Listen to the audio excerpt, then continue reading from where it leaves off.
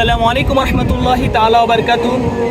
রব্বুল আলামিন পবিত্র কোরআন আল কারীমে সূরা রহমানের মধ্যে বলেন, তোমরা কি দেখো নাই যে রব্বুল আলামিন মিষ্টি পানিকে নোনা পানির সাথে একই সাথে প্রবাহিত করে, কিন্তু একটা প্রাণী আরেকটা পানির সাথে মিশ্রণ হয় না।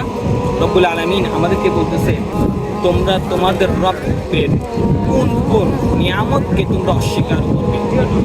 আমরা দেখছি মহান সাগর, এই সাগর এটাও রব্বুল আলামিনের নিয়ামত আমাদের জন্য দিয়েছে।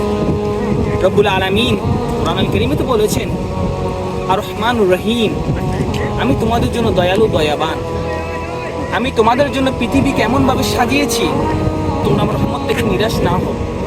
তোমরা যখন আমার নিদর্শন দেখবে, আমার রহমত সম্পর্কে তোমরা জানতে পারবে যে তোমাদের রব কেমন। তোমরা এত গুনাহ করার পরেও রব তোমাদেরকে ধ্বংস করে দেয় নাই।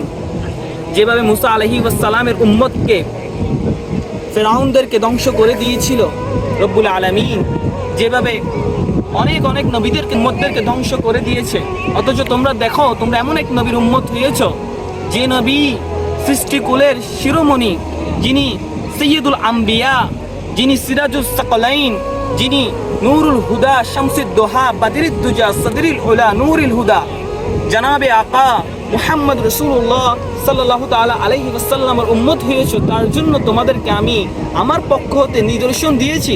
যখন তোমরা এই নিদর্শনগুলো দেখবা, এটাও তোমাদের জন্য ইবাদত। যারা ঘোরাফেরা করে, ঘোরাফেরা যদি এই উদ্দেশ্য হয় আল্লাহর ভয় ভীতি অর্জনের, নিদর্শন দেখে আল্লাহর ভয় ভীতি অর্জন করার, তাহলে এটা ইবাদত। তা আমরা চেষ্টা করবো, আমরা যখন কোথাও ঘুরতে যাব, ওই ঘোরাটা যেন আল্লাহর ইবাদতের উদ্দেশ্যে যাই, তাহলে আমাদের এটা সব আমরা অর্জন করতে পারবো।